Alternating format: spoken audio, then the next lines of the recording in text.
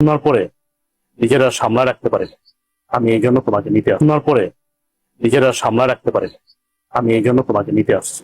আমি থাকতে তুমি এত কেন কষ্ট করো? ভিক্ষা করো, চা বিক্রি করো, এত কষ্ট দরকার কি তোমার? আমি না তোমার সন্তান? তুমি না আমার জন্ম দিছ? তাহলে এত কষ্ট কেন করো আম্মা? বাবারে, কিছু কিছু কষ্ট সন্তানের ভালোবাসার জন্য করতে হয়। আমি চাই নাই ভালোবাসা, আমি শুধু চাই তুমি আমার পাশে থাকবা, সবসময় আমার পাশে থাকবা। তুমি পিছিয়ে কি করছো না করছো আমি সব ভুলে গেছি। তুমি আমাকে মাফ করে এখন তুমি আমার সাথে চলো, আমার বাসায় থাকবা, চলো।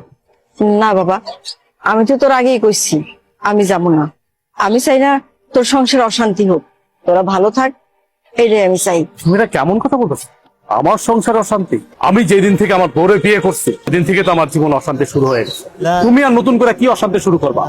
অথচ দেখো, আমার বাড়িতে থাকার কথা তোমার, অথচ তুমি না থেকে আমার শ্বশুর থাকছে।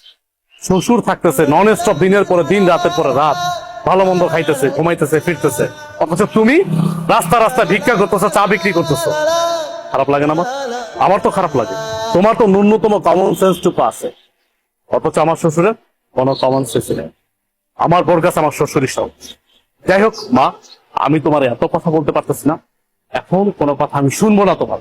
তোমার এই চার ব্যবসা রাইখা এখন আমার সাথে তুমি চলো। চলো, এখন থেকে তুমি এই বাড়িতেই থাকবা। তুমি এত কিছুর পরেও সেই তোমার মাকে বাড়িতে নিয়ে এসছো, আমাকে তোয়াক্কা করে তুমি তোমার মাকে নিয়ে আসছো। তোমাকে কি তোয়াক্কা করবো?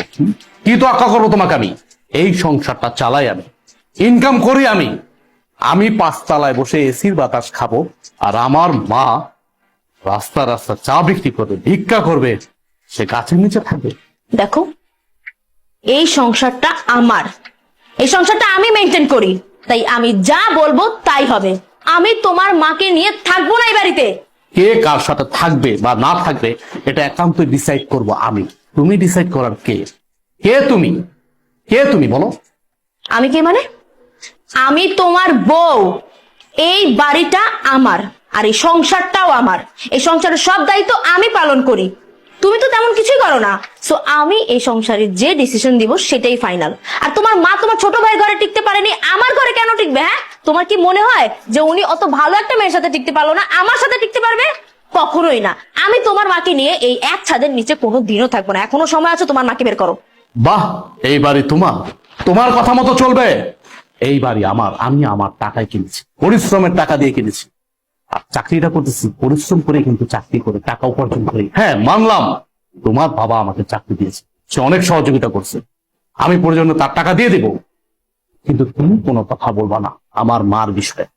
আমি বাইচা থাকতে তোমার মা এই বাড়িতে থাকতে পারবে না, তাহলে তোমার সাথে আমার সংসার টিকবে না। কি হয়েছে মা, এত চিল্লাচিল্লি করছিস কেন?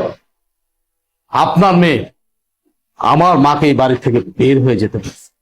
আমার মাকে সে সহ্যই করতে পারতেছে না। আপনি জিজ্ঞেস করেন কেন আমার মাকে সে সহ্য করতে পারতেছে না? আমার মা গরিব, এই জন্য। বাবা দেখো, মহিলার দিকে তাকাও। এই সেই মহিলা যে কিছুক্ষণ আগে আমাদের কাছে চা বিক্রি করেছিল। আর উনি আমাদের কাছ থেকে টাকা কেন নেয়নি জানো?